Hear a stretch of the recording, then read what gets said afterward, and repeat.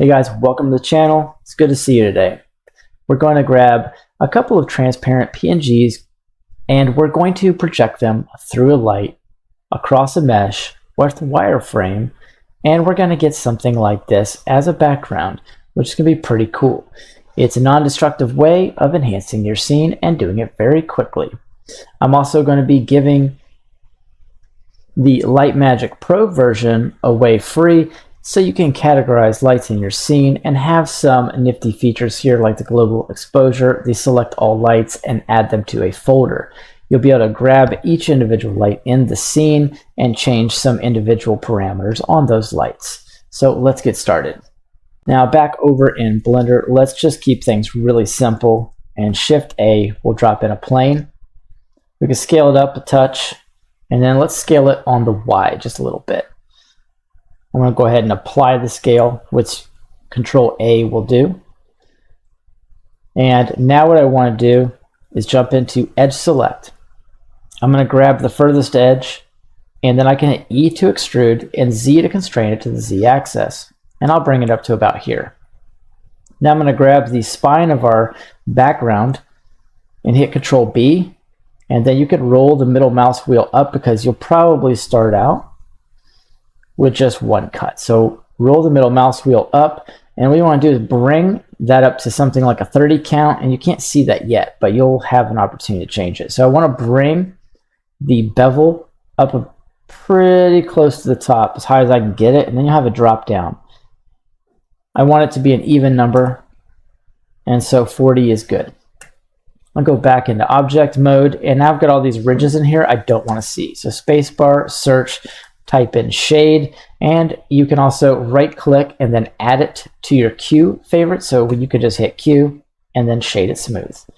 Now if I wanted to, I could stretch this out on the X axis and I'll apply the scale again. So now we've got a nice background to work with.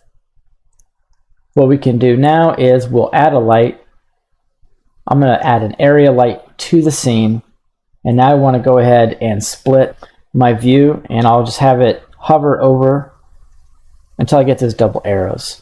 And then I'm going to do a horizontal split and left click place it and come over to the shader editor. I can select the light with the Light Pro. Now to actually explain this just a little bit better, what we can do is we can go ahead and drop in a point light. And if I bring this point light over here, I'm going to go ahead and bring its intensity up, change the color just a touch. It's going to shoot light rays in all directions. It's better known as an omni light, and it's not really good for this particular purpose. What we really want is our area light or directional light. It's going to produce light in parallel and the intensity, and it's going to strike the polygons with an even intensity, and that's pretty much what we want here. And so the parametric setting allows us to display that as an image. And if you want to learn just a little bit more about it, you can come over to this geometry node in the docs in blender.org and you can check it out.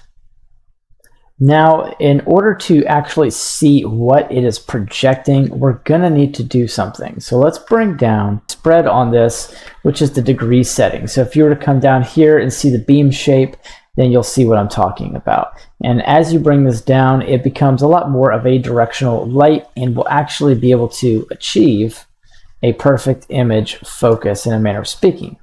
So I'm just going to bring the light down a little bit, even though it's not really that important, and you'll see we have a reaction here. And this is the image that we actually just downloaded. And as we take a look at this, we can definitely tell this is not right and doesn't look good. So if we come back to the image, we can see the outline here from the transparency is basically what we're getting. We're getting the actual surrounding, if you will, like the sky. And we're just getting like an imprint. And so what we'll need to do is come in here just after the image texture, Shift A S, and put in an invert color. And when we do that, we'll see that we're now going to be projecting the branch. And from here, I will need to turn the energy down to something reasonable, maybe like 75 or a little bit lower. something like that, and so it looks really nice. So now we can actually see the image projected, and it's the direction we want it to be. And if you're wondering why there's a bunch of lines behind there, I actually didn't bring that all the way to 0. There we go.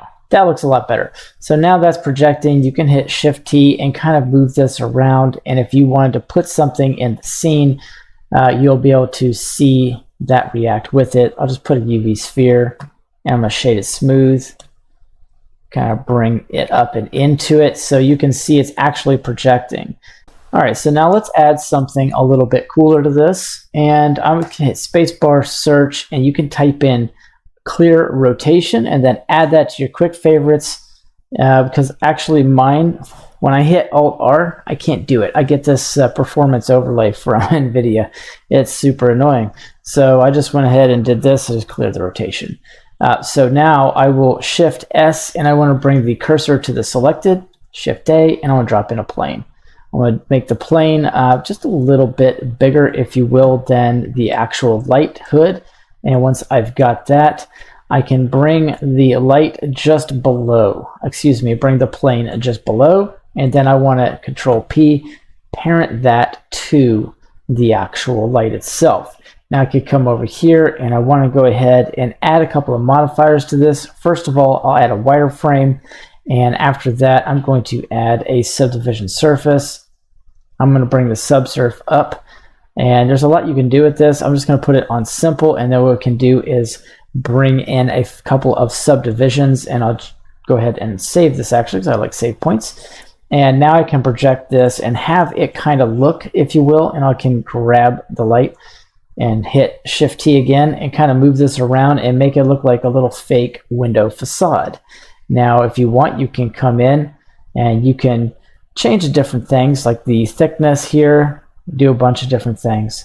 Make sure it does have even thickness on because that's important. And if you want, you can bring the subdivisions all the way up or just kind of bring them to like 1, and then maybe bring the thickness up so it looks like a window to a degree.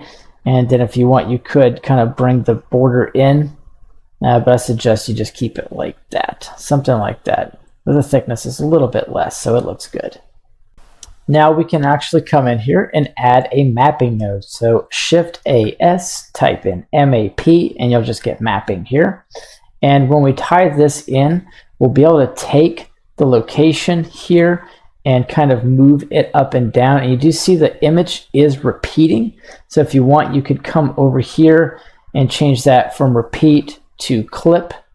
And we can actually change the scale of the image and how it shows up. And then as you kind of move this in and out, you can kind of bring it wherever you want. And so it makes a little bit more sense to have some mapping on there. And if you want to have a little bit more fun, you can drop in a Musgrave texture or something like that. I'll drop in a math node, and I want to plug the math node into the color and then the height into one of these values. I'll go ahead and put this on subtract. You can kind of play around with this however you want and see which one of these you want to be a little bit stronger. And what we can do is bring the scale back considerably. Let's see. Let's bring it straight up to 0. And so it kind of looks like I've got some clouds back there, some fake clouds. And then I can change the intensity of those clouds right here, which would be cool. Then I go from 3D to 4D, and I should be able to put in a hashtag frame. But I keep getting an error when I try to do this, but hashtag frame, now let me zoom in so you can see that. It's always annoying when people do that. Hashtag frame /1000 and hit enter. And now we should be able to do a little horizontal split here and pull up a timeline and then hit play.